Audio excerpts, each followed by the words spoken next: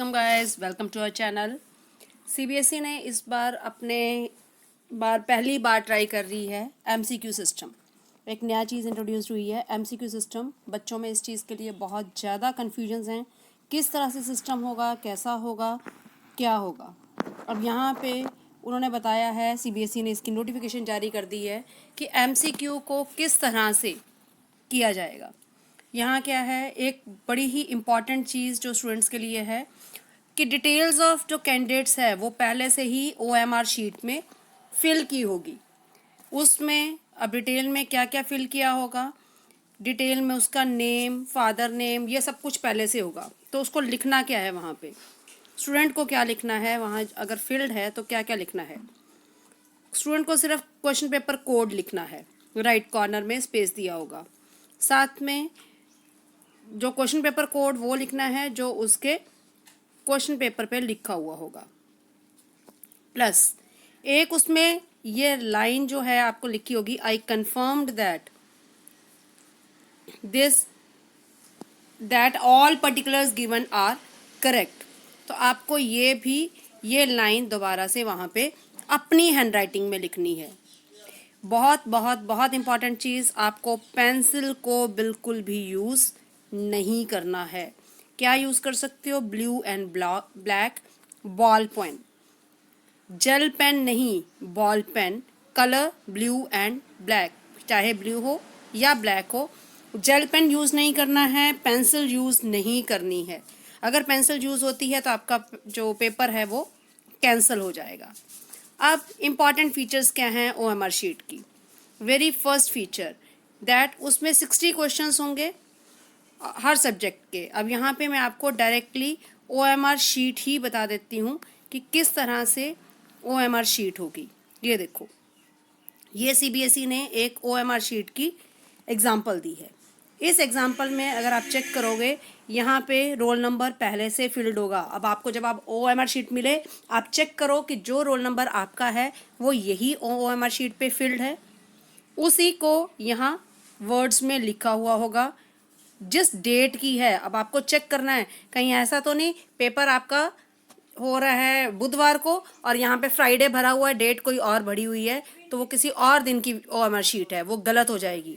Then आपका जहाँ बैठे हो पेपर दे रहे हो उसी का ही नेम यहाँ पे लिखा हुआ है।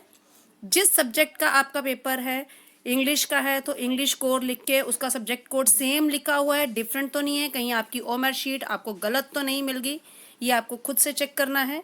आपका नेम सेम लिखा हुआ है, आपका फादर्स नेम सेम है, आपका स्कूल का नाम सेम लिखा हुआ है। देन यहाँ इन्होंने सैम्पलिंग यहाँ पे ये चेक कर लो, इस जगह पे आपको अपना ओएमआर शीट पे जो क्वेश्चन पेपर मिला है उस क्वेश्चन पेपर का कोड लिखना है, वो ये आप खुद से फिल करोगे। अगेन रिपीटिंग, पेंसिल यूज़ नहीं करनी है, जेल पेन यूज़ नहीं करना है, ओनली बॉल पेन जो ब्लू या ब्लैक कलर का हो। देन इस टाइप से आप कोई भी फॉर्मेट भरते हो, जैसे ये 2 भर दिए, ऐसे करके 2 भर दिए, या इस तरह से अनफिल्ड भरा है, ये ऐसे अनफिल्ड भरे हैं, तो ये सारे आपके रॉन्ग पैटर्न है, ये आपका राइट पैटर्न है।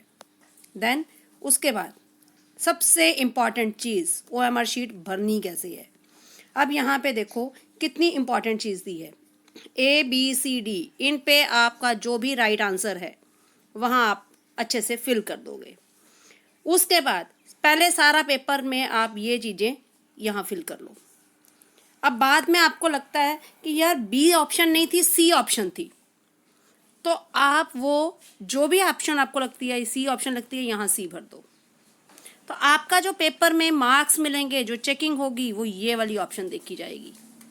अगर आपने यहाँ B भरा है, यहाँ C भरा है, तो आपको जो C भरा है उसके मार्क्स मिलेंगे, B के मार्क्स नहीं मिलेंगे।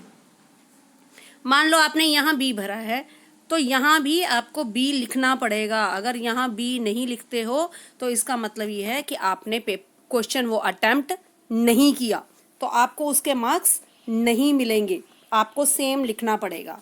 अब मान लो मैंने यहाँ C भरा है और बाद में मेरे को लगता है यार C नहीं, ये C is the wrong option, मेरे को तो A ऑप्शन सही लग रही है, तो मैं इस बॉक्स में ए लिख दूंगी, मार्क्स मेरे को ए के मिलेंगे।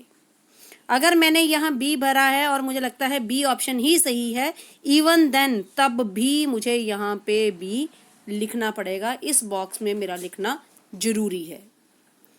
देन अगर आप कोई क्वेश्चन नहीं करते हो तो ये हैशटैग वाला जो थर्ड ये ऑप्शन है, ये दिस वन यहाँ पे आपको कोई आपने नहीं किया है तो उसको यहाँ पे ऐसे अटेम्प्ट करो, इसको मार्क करो।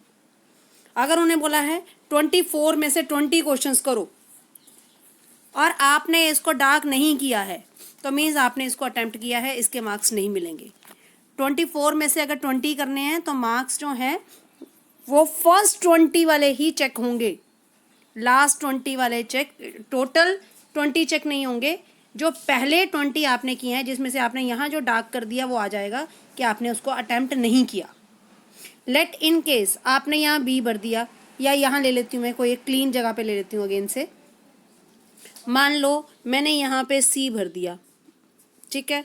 सी भरने के बाद मुझे लगता है कि यार नहीं, सी नहीं, आंसर तो ए था, अब मैंने ए भर दिया।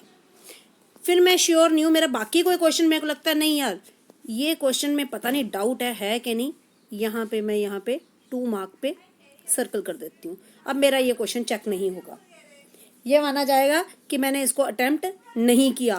टोटल 20 क्वेश्चंस जो फर्स्ट 20 में आएंगे उसकी वो काउंटिंग होगी, तो वो मेरे यहाँ 1 ले लेगा, इसको 2 ले लेगा, इसको अटेम्प्ट नहीं मानेगा। तो इस तरह से हमारी जो OMR शीट है उसकी अटेम्प्टेशन होगी।